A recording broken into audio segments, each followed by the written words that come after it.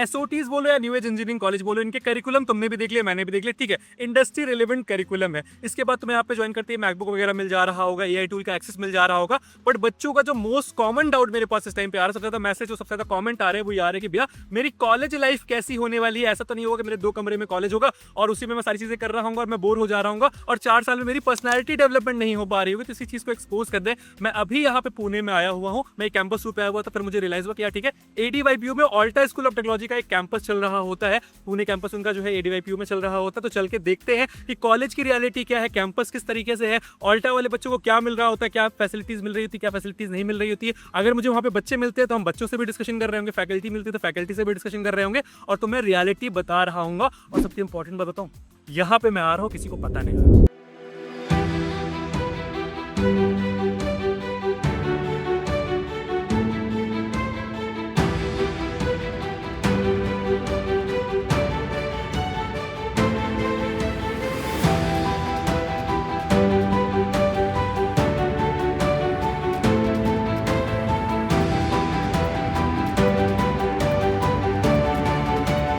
College में enter करते तुम्हारा ये मेन एंट्रेंस हो जा रहा होता है, जहां से तुम डेली एंटर कर रहे होते हो और अंदर बाहर कर रहे होते हो। और देखो कॉलेज से खूबसूरत तुम्हारा ये पहाड़ लग रहा होता है पीछे। ऑल्टा के कैंपस में आ रहे होगे ना, तो इस तरीके से तुम्हें कैंपस मिल जा रहा होगा। अब एक जो बेनिफिट होता है पुणे जैसी लोकेशन का, हैदराबाद जैसी लोकेशन का, बैंगलोर जैसी लोकेशन का, वो ये बेनिफिट हो रहा होता है कि तुम्हें यहाँ पे कभी भी किसी चीज के लिए स्ट्रगल नहीं करना पड़ेगा। फिर चाहे वो प्लेसमेंट हो, इंटर्नशिप हो, पीयर नेटवर्क हो, अपॉर्चुनिटी बनाना हो, ठीक है, किसी चीज के लिए तुम्हें कभी स्ट्रगल नहीं करना पड़ रहा होगा। और दूसरी चीज यार, वेदर वगैरह काफी अच्छा रह रहा होता है। मैं दिल्ली से आ रहा हूँ और मुझे यहाँ का वेदर काफी अच्छा लग रहा है कि मतम्मा से देखो धीरे धीरे बारिश हो रही है, हम यहाँ पे स्कूटी भी चला रहे हैं और ये तुम्हारे से प्यारा सारा कैंपस हो जा रहा होगा, जो कि इसमें तुम एटलीस्ट 4 साल तो मजे करने वाले हो, सिक्योरिटी में।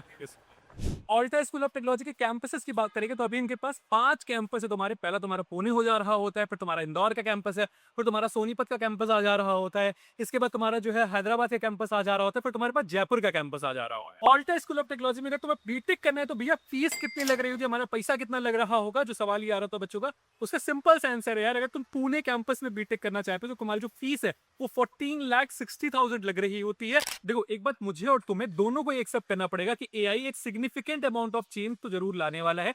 ऐसा नहीं हो रहा है, तुम्हें बहुत सारे लोग डरा रहे हैं कि नहीं यार सारी की सारी जॉब चली जाएंगी, सब कुछ चला जा रहा होगा, एआई तुम्हारे लिए जॉब ही नहीं छोड़ रहा होगा। तो ये ऐसा नहीं होने वाला है, बट एक सिग्निफिकेंट अमाउंट ऑफ जॉब जा रही होंगी और बहुत सारी जॉब्स क्रिएट भी हो रही होंगी। अभी मैंने रिसेंटली भी एक पॉडकास्ट किया हुआ था जिसमें हमने एक माइक्रोसॉफ्ट के एसडी से ये डिस्कस किया कि कौन कौन सी जॉब जा रही होगी। माइक्रोसॉफ्ट जो कि प्रॉपर प्रोडक्ट बेस्ड कंपनी है, ठीक है, जो कि अच्छे अच्छे पैकेजेस दे रही होती है, वो इस टाइम पे क्या देख रही है कैंडिडेट के हायरिंग के लिए। तो उन्होंने जो मुझे बताया वो ये बताया कि देखो जितनी भी तुम्हारी एंट्री लेवल जॉब हो रही होती है, जो कि बेसिक तुम 2-4 लाइन ऑफ कोड लिख रहे होते हो डेली के, तुम बेसिक कंप्यूटर पे काम कर रहे होते हो, एक्सेल पे काम कर रहे होते हो, तो ये सारी की सारी जॉब जाने वाली है। कंपनीज एक जर्नलिस्ट ढूंढ रही हैं जिसको एआई भी आता हो, जिसको टेक भी आता हो, जिसको चीजों को एफिशिएंट तरीके से करना आ रहा हो। यानी कि अगर तुम्हें कोई टास्क दिया जा रहा है, तुम्हारे पास एक्सक्यूज नहीं होना चाहिए, उसका तुम्हारे पास सोल्यूशन होना चाहिए कि ठीक है तुम्हारे पास ये प्रॉब्लम आई है, तुमने इसका ये सोल्यूशन निकाला, एआई को इंटीग्रेट करके कैसे भी करा और ये तुमने उसका आउटपुट दे दिया। अब कंपनीज प्रॉब्लम सॉल्विंग वाले बंदे को ढूंढ रही है और सबसे ज्यादा प्रॉब्लम उनको होगी जो कि टीसीएस, विप्रो, इन्फोसिस, ये वाली जो तुम्हारी सर्विस बेस्ड कंपनीज हो रही होती है ना, इनके भरोसे बैठे रहते थे। यहाँ पे सबसे ज्यादा प्रॉब्लम हुई कि तुमने देखा होगा सबसे ज्यादा ले ऑफ्स भी यहाँ पे हुए हैं, सबसे ज्यादा हायरिंग फ्रीज भी इन्हीं कंपनीज में हुई है। माइक्रोसॉफ्ट ने बहुत हायरिंग नहीं फ्रीज करी, अमेजॉन ने हायरिंग नहीं फ्रीज करी, जितने भी टॉप प्रोडक्ट बेस्ड कंपनीज उन्होंने हायरिंग नहीं फ्रीज करी। उन्होंने ले ऑफ जरूर करे, थोड़े बहुत कम कैंडिडेट हायर करना शुरू किया, बट हायरिंग नहीं फ्रीज करी हुई है। जितनी भी तुम्हारी मास सेक्टर वाली कंपनीज है, इन्होंने हायरिंग अपनी फ्रीज कर दी। उसका रीजन सिंपल सा ये है कि एंट्री लेवल जो काम है वो एआई कर दे रहा होगा, तो तुम्हें एटलीस्ट एक जर्नलिस्ट बनना पड़ेगा जिससे एआई भी आता है, जिससे टेक भी आता है, जिससे कोडिंग भी आ रहा होता है। तीनों चीज अगर तुम्हें आ रही तो तुम्हें कोई रिप्लेस नहीं कर पा रहा होगा। इसीलिए बहुत इंपॉर्टेंट हो जा रहा होगा कि तुम कॉलेज में पढ़ाई क्या कर रहे हो। अब देखो आईआईटीज एनआईटीज अगर हटा देता हूँ, टीयर 1 की कुछ अच्छे कॉलेज अगर हटा देता हूँ, कि उसके बाद जितने भी कॉलेज के ऑप्शन तुम्हारे पास आ रहे होते हैं, फैक्ट ये है, मैं डेली बेसिस पे बच्चों की काउंसलिंग कर रहा होता हूँ, डेली बेसिस पे बच्चों से बात कर रहा होता हूँ, कॉलेज के करिकुलम देख रहा हो, तो फैक्ट ये है यार कि वहां पे वो चीज तुम्हें सिखाई नहीं जा रही होगी। मोस्ट ऑफ द स्टूडेंट जो तुम देख रहे हो टीयर 3 से अच्छा पैकेज क्रैक कर रहे होते हैं, टीयर 4 से अच्छा पैकेज क्रैक कर रहे होते हैं, वो सिंपल से क्या करते हैं, यूट्यूब पे जाते हैं, वहां से अपनी प्रिपरेशन करते हैं और वो सारी चीजें करते हैं, यानी कि एक्स्ट्रा एफर्ट वो डाल रहे होते हैं। तो अगर तुम्हारे पास अपॉर्चुनिटी है कि वो एक्स्ट्रा एफर्ट तुम्हें नहीं डालना पड़े और तुम्हें कॉलेज में वो चीज मिल जाए, तो तुम यहाँ से ले लो, तुम्हारे पास यहाँ पे जो करिकुलम है वो एआई बेस्ड करिकुलम हो जा रहा है। बेसिकली देखो, मैंने करिकुलम देखा पूरा, ठीक, उसमें मुझे ये समझ में आया कि तुम्हें एटलीस्ट इंडस्ट्री के लिए वो सारी चीजें पढ़ा दी जा रही होंगी जो कि जब तुम एक जॉब मार्केट में जा रहे होगे ना, तो तुम्हें कोई रिजेक्ट नहीं कर पा रहा हो। ऑल्टा में अगर तुम्हें एडमिशन लेना है तो उसके लिए तुम्हें एसैट का एग्जाम देना पड़ रहा होता है। अब तुम अगर एसैट का एग्जाम दे लेते हो और तुम्हारा स्कोर अच्छा आ जा रहा होता है तो तुम्हें 100% तक की स्कॉलरशिप भी मिल जा रही होती है, यानी कि जो तुम्हारी ट्यूशन फीस है उस पर ऑलमोस्ट तुम्हें डिस्काउंट मिल जा रहा होगा और एक बहुत नॉमिनल से चार्ज में तुम्हारी बीटेक हो जा रही होगी। एडीवाईपीयू के जब तुम कैंपस में आ रहे हो तुम्हें एक पूरा सा कैंपस दिख गया होगा, ठीक है। अब तुम्हारा सवाल ये होगा कि भैया जो हमारा ऑल्टा स्कूल ऑफ टेक्नोलॉजी है उनकी क्लासेस कहाँ पे चल रही होंगी, कहाँ पे हम बैठ रहे होंगे, हमारा लैब्स कैसा होगा, हमारा क्लासरूम कैसा होगा। तो उसका ही आंसर तुम्हें आगे मिलने वाला है। ये तुम्हारा बी वीक है यहाँ का, ठीक है, जहाँ पे तुम्हारे सेकंड फ्लोर पे या फर्स्ट फ्लोर पे ऑल्टा की क्लासेस चल रही होती है। मैं जाता हूँ और देखते हैं कि किस फ्लोर पे तुम्हारे ऑल्टा की क्लासेस है, और अगर कोई बच्चा मिलता है या फिर जो है वहाँ का फाउंडिंग मेंबर मिल रहा होता है तो उनसे डिस्कस भी कर रहे होंगे कि ऑल्टा स्कूल ऑफ टेक्नोलॉजी अभी कैसा है, क्या चल रहा है, क्या करिकुलम है, किस बच्चे को ज्वाइन करना चाहिए, किस बच्चे को ज्वाइन नहीं करना चाहिए ऑल्टा स्कूल ऑफ टेक्नोलॉजी।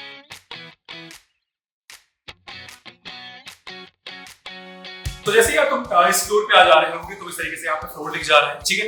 अब यहाँ पे देखो अभी काफी सारा रिनोवेशन का काम चल रहा है और यहाँ पे काफी सारी बेंच वगैरह तुम्हें दिख रही होंगी and I can see Harshit is there, ठीक है। हम हर्षित से देखेंगे कि हर्षित यहाँ पे क्या कर रहे हैं। हाय हर्षित। हाय कैसे हो? Good all good. सो क्या चल रहा है यहाँ पे? बस यार जो आई थिंक आपको पता ही है जो ऑल्टा का इंफ्रास्ट्रक्चर बनवा रहे थे तो काम चल रहा है। आई थिंक हमें ये टाइम तो ये हमारा जो सेशन शुरू होने वाला है आई थिंक जुलाई एंड और फर्स्ट वीक ऑफ अगस्त में चालू हो जाएगा, तब तक ये सब रेडी हो जाएगा। तो मतलब जो बच्चे आना चाह रहे हैं उनके लिए हमको रेडी मिलेगा? हाँ पूरा कंप्लीटली रेडी है। लास्ट तो है होता क्या है, पुराना टर्म चल रहा था, हाँ बच्चे गए हैं, जैसे बच्चे वो जून पे गए हैं उसके बाद से काम शुरू हुआ है, ठीक है। इसलिए ये होता है। ये बेसिकली क्या बन रहा है? तो ये क्लास है, तो मैं आपको ऐसे दिखाऊंगा। आई थिंक पहली बार आया हुआ तो थोड़ा सा आइडिया लो मतलब किस तरह से बिल्ड हो रहा है। तो जब भी स्टूडेंट अंदर आएगा ये इस इंजीनियरिंग जो ब्लॉक है या फिर टावर के लिए ब्लॉक है, इसका ये फर्स्ट फ्लोर है, ठीक है। फर्स्ट फ्लोर में आप आते ही स्टूडेंट को यहाँ पे ऑल्टा ठीक है, दोनों की साइड पे डिफरेंट क्लासरूम, ओके, ठीक है। Here we are expecting about 3 classroom. हमारा जो फुल बैच है वो काम, ठीक है। हर क्लासरूम में 60 क्लासरूम, अगर किसी भी क्लासरूम में जाओ तो आपको दिखाता भी जिस टाइम पे मैं ऑल्टा का कैंपस विजिट करने गया था ना, उस टाइम पे क्या हो रहा था कि ऑल्टा का जो ब्लॉक है बेसिकली वहां पे रिनोवेशन का काम चल रहा था। तो बहुत ज्यादा तुम्हें बच्चे भी वहां पे नहीं अवेलेबल थे। उसका रीजन सिंपल सा ये था यार कि समर ब्रेक का टाइम चल रहा था और बच्चे जो है मोस्टली अपने लीव पे गए हुए थे या फिर जिनकी इंटर्नशिप वगैरह लगी थी वो अपनी इंटर्नशिप वगैरह करने गए हुए थे। अब मुझे जो मोटा मोटी स्ट्रक्चर समझ में आया है क्लासरूम्स का, मैं तुम्हें वो बता देता हूँ कि वहां पे तुम्हारे पास स्टेयर केस वाले क्लासरूम्स होने वाले, यानी कि अगर तुम बैक बेंच पे भी बैठ रहे हो तो तब भी तुम्हें क्लासरूम में पढ़ना तो पड़ रहा होगा यार। मल्टीपल स्क्रीन वगैरह लगी है तो अगर मतलब कोई कोडिंग वगैरह हो रही है तो तुम्हें वो प्रॉपर्ली विजिबल हो रहा होगा क्लास में। तो ये तुम्हारे लिए प्लस पॉइंट हो जाता है जब इस तरीके की तुम्हारे पास क्लासरूम्स हो रही होती हैं। तो आई मेट हर्षित जो कि खुद यार फाउंडिंग डायरेक्टर हैं ऑल्टा के। इसके बाद वो खुद उनका बैकग्राउंड आईआईटी का है, फिर आईएसबी का बैकग्राउंड है, काफी सारे स्टार्टअप्स में उन्होंने इन्वेस्ट भी करके रखा है। तो मैंने जो उनसे मेजर डिस्कशन किया ना वो तुम्हारे अराउंड किया कि यार देखो जब भी हम कॉलेज में जा रहे होंगे तो पहली चीज करिकुलम किस तरीके से हमारा रहने वाला है, दूसरा हमारे जो मेंटर्स और फैकल्टी वाला डिफरेंशिएशन आता है न्यू इंजीनियरिंग कॉलेज में कि मेंटर्स तुम्हारे मैंग के रह रहे होंगे और फैकल्टी जो तुम्हारी वो फैकल्टीज कौन सी रह रही होंगी। ऐसा तो नहीं कि जो एडीवाईपी की फैकल्टी है वही तुम्हें पढ़ा रही होगी। इस पर हमारा बहुत ज्यादा डिस्कशन हुआ। हर्षित के साथ मेरा एक डिस्कशन ये भी हुआ कि किसको ऑल्टा नहीं ज्वाइन करना चाहिए। देखो जो चीज मैं तुम्हें बार बार समझाता रहा तो वही सेम चीज हर्षित ने भी यहाँ पे बोली कि अगर आप टेक में इंटरेस्ट नहीं हो, अगर आप सीएससी में इंटरेस्ट नहीं हो, अगर आपको सीएससी में इंटरेस्ट नहीं आ रहा है, कोडिंग में इंटरेस्ट नहीं आ रहा है, तो आपको ऑल्टा कभी भी ज्वाइन नहीं करना चाहिए। बट अगर आप एक ऐसे बंदे हो जिसको एआईएमएल में इंटरेस्ट आ रहा है, जिसको सीएससी में इंटरेस्ट आ रहा है, तो एक बार को आप अपना ऑप्शन रख सकते हो। बट अगर तुम्हें ऐसे बंदे हो जिसको चाहिए कि नहीं ठीक है मुझे ब्लॉकचेन करना है, मुझे साइबर सिक्योरिटी करना है, मुझे एआईएमएल के अलावा कुछ और किसी और दुनिया में जाना है, तो वो चीज तुम्हें यहाँ पे एडिशनली कोर्स के साथ नहीं मिल पा रही होगी। बट अगर तुम क्लब्स वगैरह चाहते हो कि तुम्हारे पास साइबर सिक्योरिटी का क्लब हो, तुम्हारे पास ब्लॉकचेन का क्लब हो, तो वो सारी चीजें तुम्हें यहाँ पे अवेलेबल करवा दी जा रही होंगी। फिर एक जो डाउट बच्चों को आता है कि भैया क्या हमें यहाँ पे क्लब्स वगैरह मिल रहे होंगे, क्या हमें यहाँ पे सोसाइटीज मिल रही होंगी, क्या मुझे कोडिंग के अलावा भी एक दुनिया में पार्टिसिपेट करने का चांस मिल रहा होगा, जो कि मैं फेस्ट में पार्टिसिपेट कर पाऊंगा, मैं हैकाथॉन में पार्टिसिपेट कर पाऊंगा, क्या मेरी जो पर्सनैलिटी डेवलपमेंट है वो हो पा रही होगी इन कॉलेज में जाके। तो देखो हर्षित साथ जो मैंने डिस्कशन किया उसका जो एंड पॉइंट ये निकला है वो ये निकला है कि ऑलरेडी बहुत सारे टेक्निकल क्लब्स यहाँ पे अवेलेबल है। तो तुम्हारे लिए वो एक बेनिफिट है कि तुमको अगर टेक में इंटरेस्ट है तुम्हारे पास टेक्निकल क्लब्स अवेलेबल है।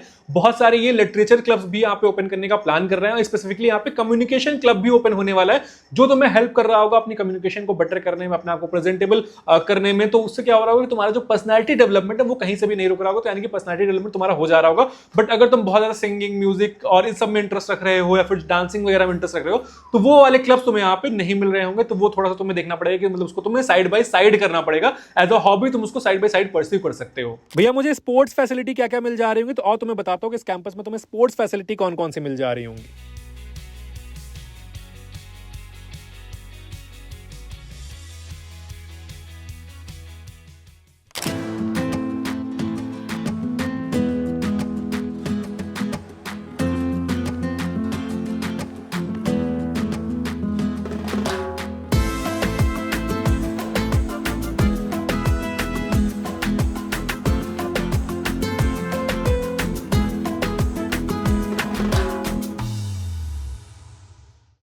एंड में कंक्लूजन ये है, जो मैंने फाउंडिंग डायरेक्टर से बात करके समझा, मैंने बच्चों से बात करके समझा, और जो मेरा 6-7 साल का एक्सपीरियंस है उसको लगा के अगर मैं तुम्हें यहाँ पे एंड गोल बताऊंगा कि किसको यहाँ पे एडमिशन लेना चाहिए और किसको यहाँ पे एडमिशन नहीं लेना चाहिए, तो देखो सिंपल सी चीज है।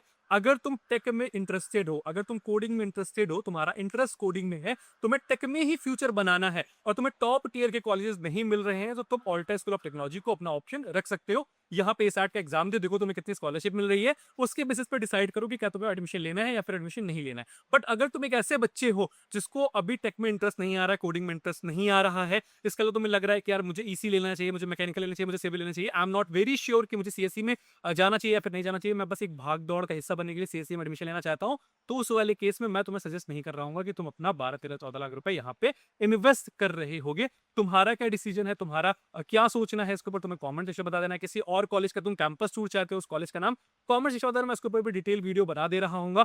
बाकी ऐसी वीडियो से तुम्हें क्या करना है, कॉलेज सर्च को सब्सक्राइब कर लेना है और नोटिफिकेशन बेल ऑन कर लेना है।